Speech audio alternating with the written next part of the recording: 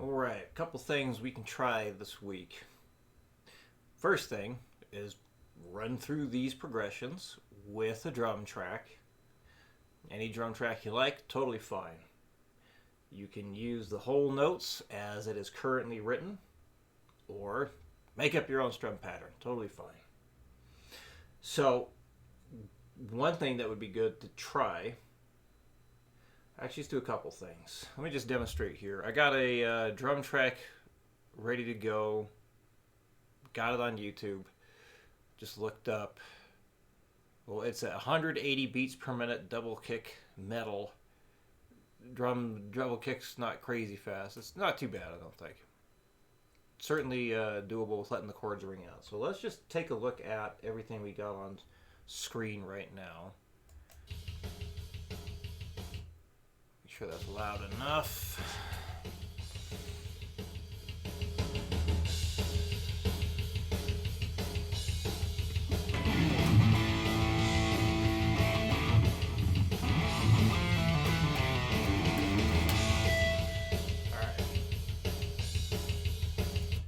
So to start, just to demo it, I'm going to run through one progression at a time. So here we go. When these drums start, I will follow.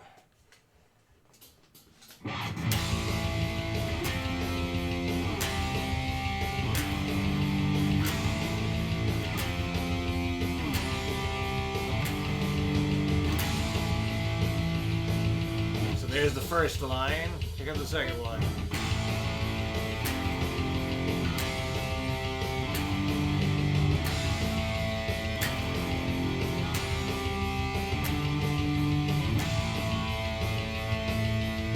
Comes the third one.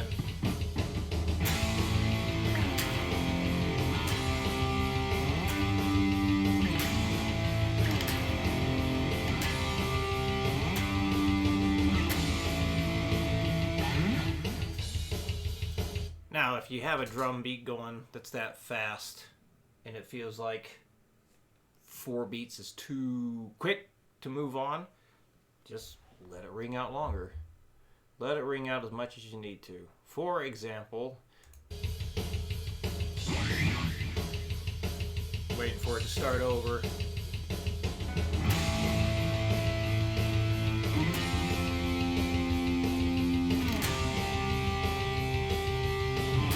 So yeah, just letting it go twice as long here.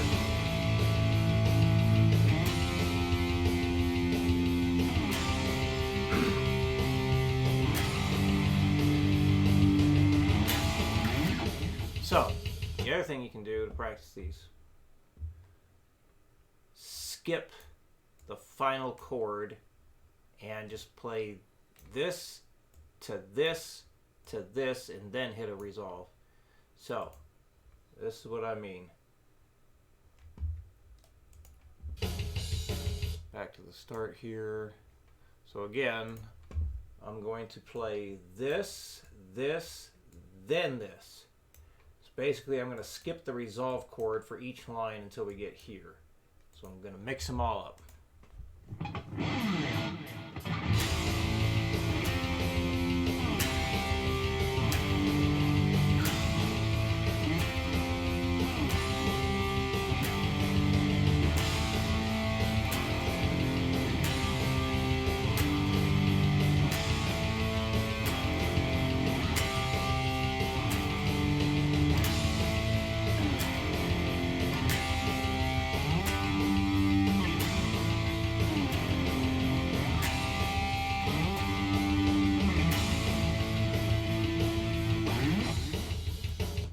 So that's another thing you can do. Something else you could try. So I want you to definitely practice everything you got transcribed already. But another thing you can do, let me pull this image up.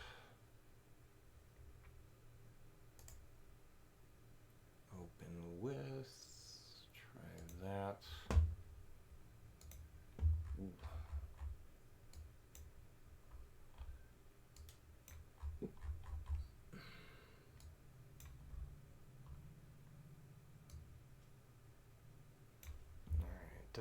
let's see, I want almost there.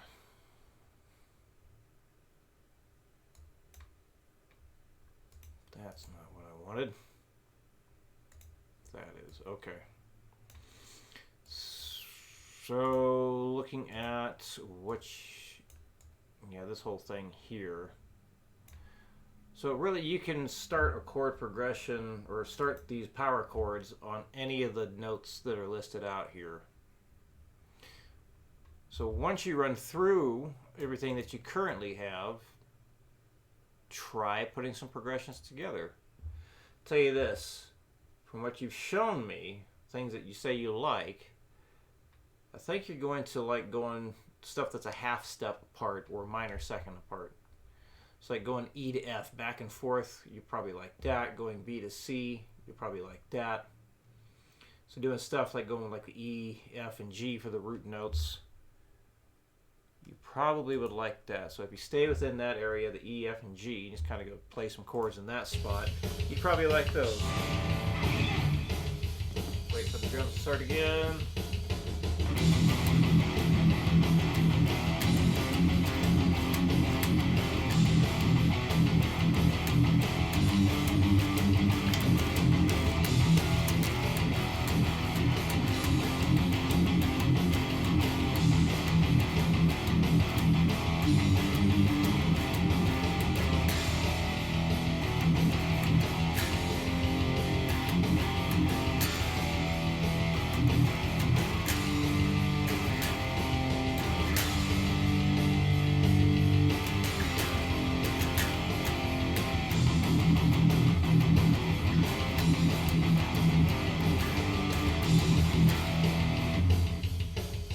Kind of hanging over here with the B, C, and D. You'll get a very similar sound, but it'll just be a little bit higher up.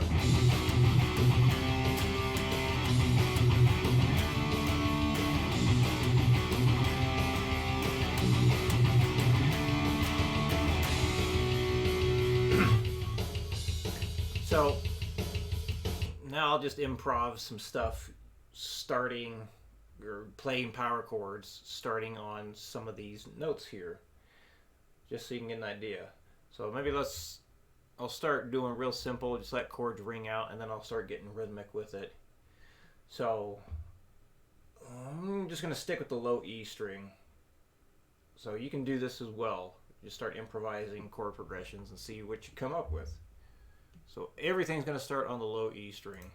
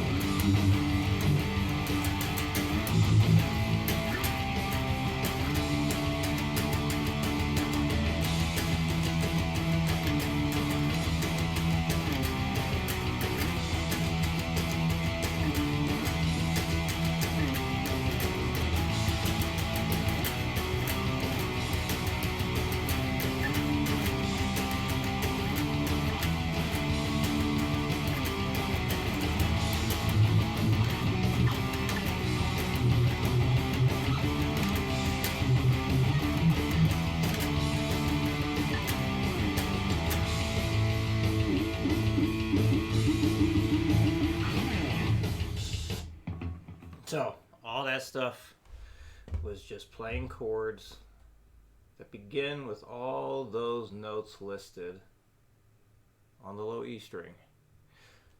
So go through again. I want you to go through every progression that you had put together yesterday before you start doing the improv thing. So I want you to just kind of get familiar with that fretboard, and then get familiar with the fretboard by making stuff up. See what you come across that you like. And really the only way to get good at this stuff in terms of improvising chord progressions, writing your own material, you just got to do a ton of it. Having stuff to play first that teaches you how things sound can really open up a lot of doors for you instead of just going in blind or deaf. All right, any questions, let me know, and I will see you again next week.